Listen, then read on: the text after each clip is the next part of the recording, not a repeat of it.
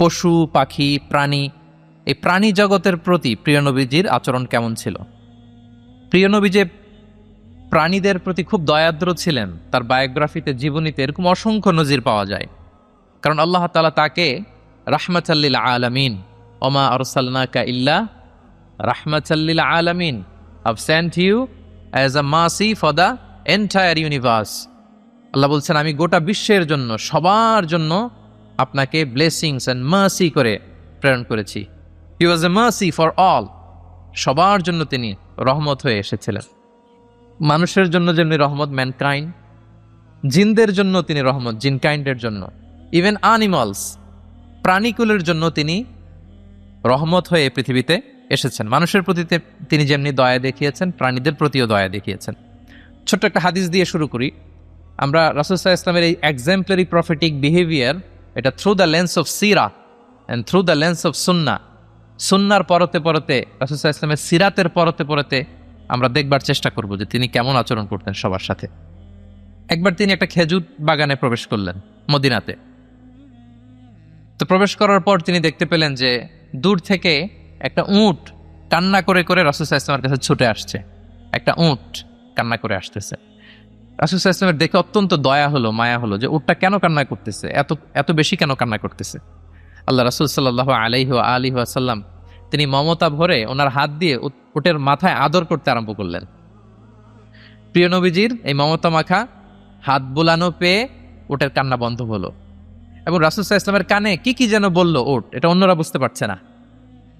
তো এরপর রাসূল সাল্লাল্লাহু আলাইহি ওয়াসাল্লাম খুঁজতে আরম্ভ করলেন যে উটের মালিক কে। একজন আনসারী যুবক সাহাবী আসলো।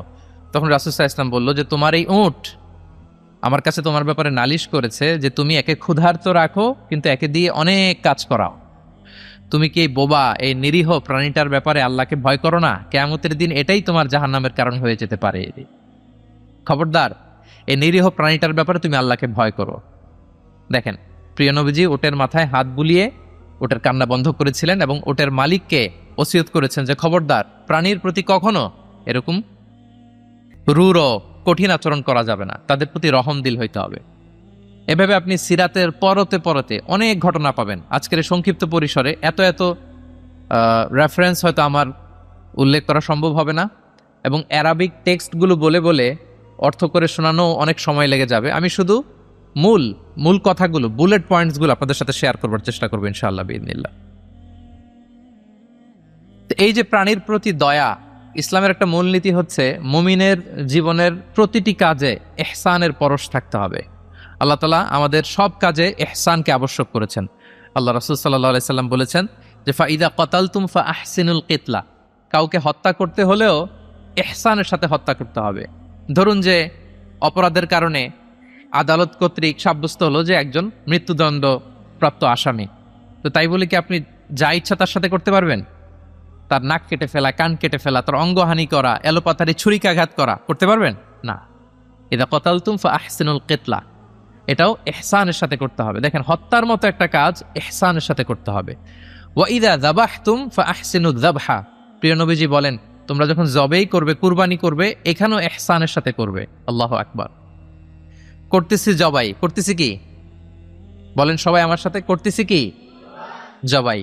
তার মানে প্রাণীটাকে তো মেরেই ফেলতেছি, কিন্তু প্রিয় নবীজি বলেন এই জবাই করার ক্ষেত্রেও ইহসান করতে হবে। এত সুন্দরভাবে দ্রুত তার গলায় ছুরি লাগাতে হবে যাতে কয়েক সেকেন্ডের মধ্যেই জবাইয়ের কাজটা হয়ে যায়। আপনি ইচ্ছে মতো এলোপাথারি তাকে ছুরি দিয়ে কষ্ট দিতে পারবেন না। মুমিনের প্রতিটি কাজে যেন ইহসানের পরশ থাকে। একবার আল্লাহ রাসূল সাল্লাল্লাহু আলাইহি সাল্লাম এক সাহাবীর পাশ দিয়ে যাচ্ছেন। ওই সাহাবী একটা ভেড়াকে জবাই করার জন্য মাটিতে শুইয়ে পা দিয়ে চেপে ধরে এরপর ছুরি ধার করতেছে।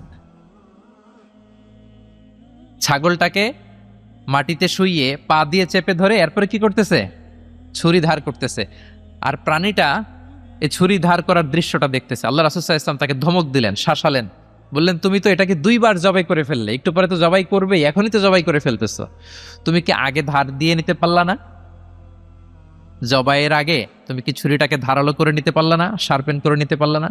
এভাবে আল্লাহ রাসূল সাল্লাল্লাহু আলাইহি ওয়াসাল্লাম সব সময় প্রাণীদের প্রতি তিনি দয়া দেখিয়েছেন। এবং তিনি বনি ইসরাইলের একটা ঘটনা বলতে যেয়ে তিনি বলেছেন যে একজন প্রস্টিটিউট লেডি ব্যভিচারী নারী যার জন্য জাহান্নাম বরাদ্দ ছিল, কিন্তু একটা তৃষ্ণার্ত কুকুরকে পানি খাওয়ানোর কারণে আল্লাহ তাআলা ওই পাপাচারী নারীকে জান্নাত দান করেছেন। সুবহানাল্লাহি ওয়া বিহামদি। তার জন্য জাহান্নাম ছিল অবধারিত, কিন্তু একটা তৃষ্ণার্ত কুকুরকে পানি পান করার কারণে তাকে জান্নাত দিয়েছে কে? আল্লাহ সুবহানাহু ওয়া তাআলা। তাও কেমন একটা প্রাণীকে? কুকুরকে। আমরা গুরুত্বই দেই না। সামান্য একটা কুকুরকে দয়া দেখানোর কারণে আল্লাহ তাআলা এই জাহান্নামী নারীকে জান্নাত দান করেছেন। আমরা যদি খেয়াল করি যে আমরা আমাদের সমাজে কুকুর বিড়াল দেখলে কি করি বলেন তো? রাস্তাঘাটে কি করি? দেখি অডিয়েন্সের কাছ থেকে আমি একটু শুনি। কি করি আমরা? তাড়িয়ে দেয়। আর কি করি? ঢিল ছুরি। আর কেউ কেউ খাবার দেয়। মাশাআল্লাহ, এই তো, এটাই তো প্রিয় নবীজির সুন্নাহ, আমরা খাবার দিব। এক্স্যাক্টলি। কিন্তু আমি জানি না কেন যেন বাংলাদেশে কুকুর দেখলে, বিড়াল দেখলে কি করে? তাড়ায় দেয়, ঢিল ছোড়ে, লাথি মারে। এরকম করে না অনেক সময়? অপ্রয়োজনে, কোনো প্রয়োজন নেই এটা করে। ও সবচেয়ে মজার ব্যাপার হচ্ছে মাঝে মাঝে দেখা যায় যে জোড়া লাগা কুকুর যদি দেখা যায়, যে একসাথে দুটো কুকুর, তাদের প্রজননের কারণে তাদের একটা বিশেষ ঋতুতে, বিশেষ সময়ে তাদেরকে এটা করতে হয়। এক অদ্ভুত কারণে মানুষ মানে ক্ষিপ্ত হয়ে ওঠে তাদের প্রতি। কিন্তু আমাদের তো মানবিক হওয়া উচিত ছিল, কি বলেন? আশরাফুল মাখলুকাত বলে আমরা নিজেদেরকে দাবি করি। আমাদের কি করা উচিত ছিল? ইগনোর করা উচিত ছিল। Let them do there job. Overlook করার দরকার ছিল। কিন্তু কোনো এক অদৃশ্য কারণে আমরা এরকম দৃশ্য দেখলে হিংস্র হয়ে উঠি, লাঠি দিয়ে মারি, ওখানে মানুষ জড়ো হই। কিন্তু তাদের একটা সফল প্রজননের জন্য, বংশবিস্তারের জন্য এটা প্রয়োজন। তো আমরা যেন এই কাজটা না করি, এরকম নির্মম যেন আমরা কখনো না হই। কারণ প্রাণীদের প্রতি দয়া দেখানো এটা ছোটখাটো কোনো ব্যাপার নয়।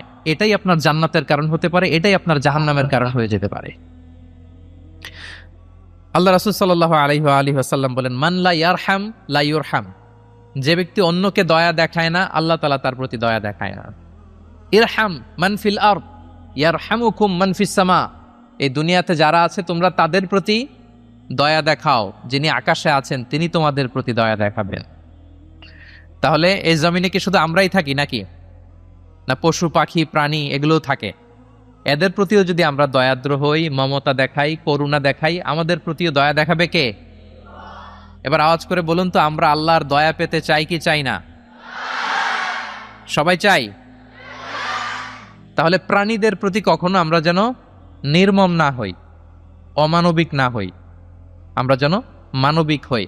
আমরা অনেক উন্নত দেশে দেখি যে হাইওয়েতে একটা সাপ যাচ্ছে, এই সাপ দেখে একটা গাড়ি থেমে গিয়েছে, স্টপ। তার পেছনে পেছনে শত শত গাড়ি স্টপ। তারা বন বিভাগকে নক দেয়, স্থানীয় পুলিশকে ফোন দেয়, তারা এসে সাপটাকে উদ্ধার করে এরপরে গাড়িগুলো চলতে শুরু করে। একটা ভিডিও ক্লিপস আমি এমনও দেখেছি যে একটা হাঁস তার বাচ্চাগুলোকে নিয়ে হাইওয়ে পার হচ্ছে। হাঁস তো খুব আস্তে আস্তে হাঁটে, একেবারে পিপিলিকার মতো একটু একটু করে হাঁসের বাচ্চাগুলো যাচ্ছে, শত শত গাড়ি at the middle of the highway stop. আল্লাহু আকবার। কিন্তু বাংলাদেশে দেখবেন যে রাস্তা দিয়ে সাপ যায় না, কুকুর যায় না, বিড়াল যায়, কোনো কেয়ার নাই, একেবারে ড্যাম কেয়ার। যে প্রাণীদের প্রতি দয়া দেখায় না, আল্লাহ তাআলা তার প্রতি দয়া দেখান না। তাহলে প্রিয় নবীজি প্রাণীদের প্রতি কতটা দয়াদ্র ছিলেন, মমতাময় ছিলেন, এটা সবার কাছে ক্লিয়ার? ওকে, মাশাআল্লাহ।